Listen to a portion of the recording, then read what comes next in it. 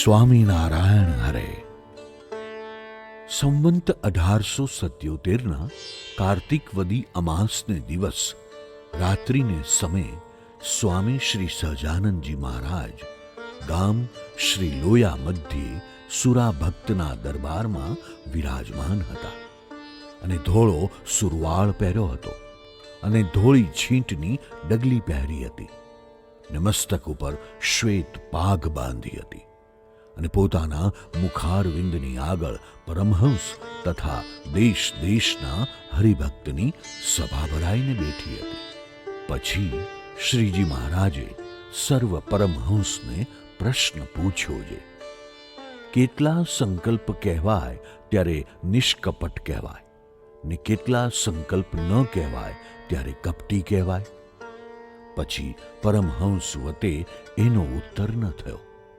ત્યારે શ્રીજી મહારાજ બોલ્યા છે, પંચવર્તમાન સંબંધી પોતામાં કાચ્યપ હોય ને તે પોતાથી વિચારે કરીને ટળતી ન હોય તો તે કાચ્યપ જેમાં ન હોય એવા જે સંત તેને આગળ કહેવું અને કોઈક સંતનો અવગુણ પોતાને આવ્યો હોય તો તે કહેવો તથા ભગવાનના નિશ્ચયમાં અનિશ્ચયનો ઘાટ થયો હોય તે પણ કહેવો, ત્યારે તે નિષ્કપટ કહેવાય.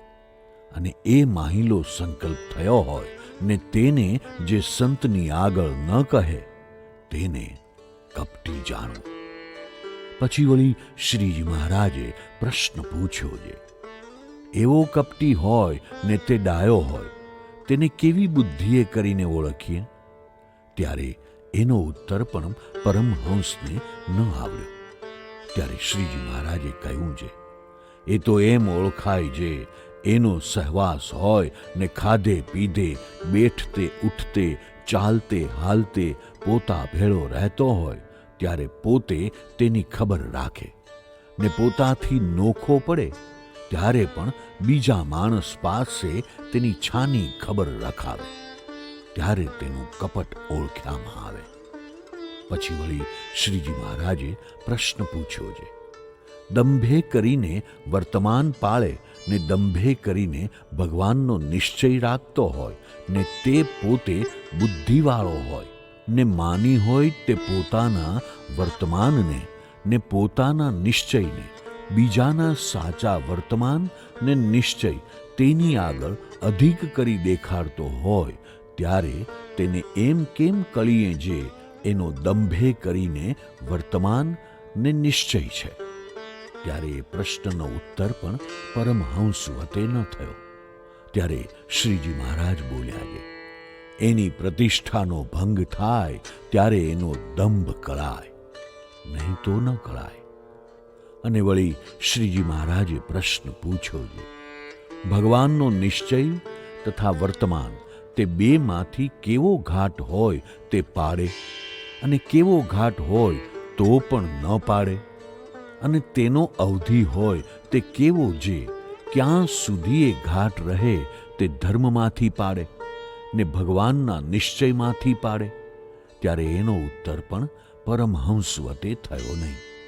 ત્યારે શ્રીજી મહારાજ બોલ્યા છે, જે ઘાટને ટાળ્યાનો યત્ન કરે તો પણ ટળે નહીં એવો જે કોઈક ધર્મ પાળ્યામાં અયોગ્ય ઘાટ રહેતો હોય અને તે ઘાટ 15 દિવસ તથા મહિના સુધી ન થાય ને વળી કોઈક દિવસ પ્રકટ થઈ આવે એવો જે ઘાટ તે ધર્મમાંથી પાડે.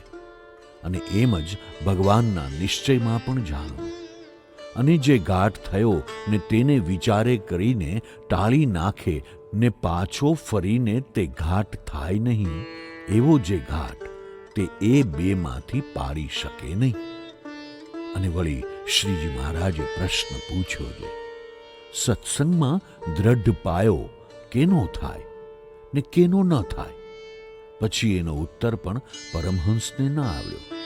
ત્યારે શ્રીજી મહારાજે કર્યો છે, જેમ દત્તાત્રેયે પંચભૂત ચંદ્રમા પશુ વેશ્યા કુમારી પોતાનો દેહ ઇત્યાદિક સર્વમાંથી પણ ગુણ લીધો, એવી રીતે સંતમાં જેને ગુણ ગ્રહણ કર્યાનો સ્વભાવ હોય તેનો જ સત્સંગમાં દ્રઢ પાયો થાય છે.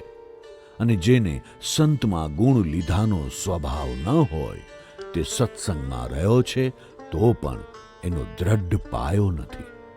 પછી વળી શ્રીજી મહારાજે પ્રશ્ન પૂછ્યો છે, સંત તથા શાસ્ત્ર તથા પોતાનો વિચાર એ ત્રણેય હોય ત્યારે અતિશય ઇન્દ્રિયો અંતઃકરણ જીતાય કે તેમાંથી એક વાનું હોય તો પણ જીતાય?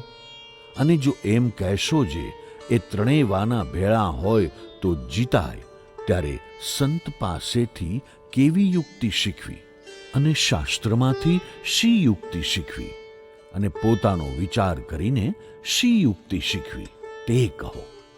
ત્યારે એનો ઉત્તર પણ પરમહંસથી થયો નહીં. ત્યારે શ્રીજી મહારાજ બોલ્યા છે, શાસ્ત્રે કરીને તો ભગવાન તથા સંત તેનું મહાત્મ્ય સમજવું અને સંતથી એમ શીખવું જે રીતે સંત ઇન્દ્રિયોને જીત્યાની યુક્તિ બતાવે છે, આવી રીતે નેત્રની દ્રષ્ટિ નાસિકા ઉપર રાખવી તથા ગ્રામ્ય વાર્તા ન સાંભળવી ઇત્યાદિક જે યુક્તિ તે સંતથી શીખવી અને તે સંતે શીખાવી જે યુક્તિ તેને પોતાને વિચારે કરીને પોતાના કલ્યાણને અર્થે સવળી સમજીને માનવી ને તેમ વર્તવા લાગવું. એમ ત્રણેય વાનાએ કરીને ઇન્દ્રિયો અંતઃકરણ જીતાય છે. અને તે પછી વળી શ્રીજી મહારાજે પ્રશ્ન પૂછ્યો છે, ઇન્દ્રિયોને જીતીએ અંતઃકરણ જીતાય છે કે અંતઃકરણને જીતીએ ઇન્દ્રિયો જીતાય છે? પછી એ પ્રશ્નનો ઉત્તર પણ પરમહંસને ના આવ્યો. ત્યારે શ્રીજી મહારાજે કર્યો છે, બાહ્ય ઇન્દ્રિયોને દેહ દમને કરીને જીતે અને દેહ દમને કરીને બાહ્ય ઇન્દ્રિયો જીતાણી હોય તો પણ પંચ વર્તમાનના નિયમમાં દ્રઢ થઈને રહેતો હોય તો બાહ્ય ઇન્દ્રિયો જીતવે કરીને અંતઃકરણ જીતાય. પણ એકલે અંતઃકરણને જીતવે કરીને બાહ્ય ઇન્દ્રિયો જીતાય નહીં. અને બાહ્ય ઇન્દ્રિયોને જીતવે કરીને તો અંતઃકરણ જીતાય છે. કેમ જે જો બાહ્ય ઇન્દ્રિયોને જીતે ને વિષયમાં પ્રવર્તાવવા દે નહીં, ત્યારે અંતઃકરણ માહીથી નિરાશ થઈ જાય છે. જે આ દેહે કરીને આ વાત બનવાની નથી. અને તે પછી વળી શ્રીજી મહારાજે પ્રશ્ન પૂછ્યો છે, બાહ્ય ઇન્દ્રિયો શાણે કરીને જીતાય ને અંતઃકરણ શાણે કરીને જીતાય? પછી એનો ઉત્તર પણ પરમહંસને ના આવ્યો. ત્યારે શ્રીજી મહારાજે કર્યો છે, ધર્મશાસ્ત્રમાં કયા છે જે ત્યાગીના નિયમ તેને રાખે તથા આહારને નિયમમાં રાખે તથા તપ્તકૃચ્છ ચાંદ્રાયણાદિક વ્રત કરે તથા જાણી જાણીને ટાઢ તડકો ભૂખ તરસ તેનું સહન કરે અને ભગવાનના કથા કીર્તન વાર્તા કરે તથા ભજન સ્મરણમાં બેસે તથા આસન જીતે ઇત્યાદિક સાધને કરીને બાહ્ય ઇન્દ્રિયો જીતાય છે. અને ભગવાનના મહાત્મ્યનો વિચાર ને ભગવાનનું ધ્યાન તથા આત્મનિષ્ઠા એટલે કરીને અંતઃકરણ જીતાય છે. ઇતિ વચનામૃતમ. એવી રીતે લોયાનું 5મું વચનામૃત થયું.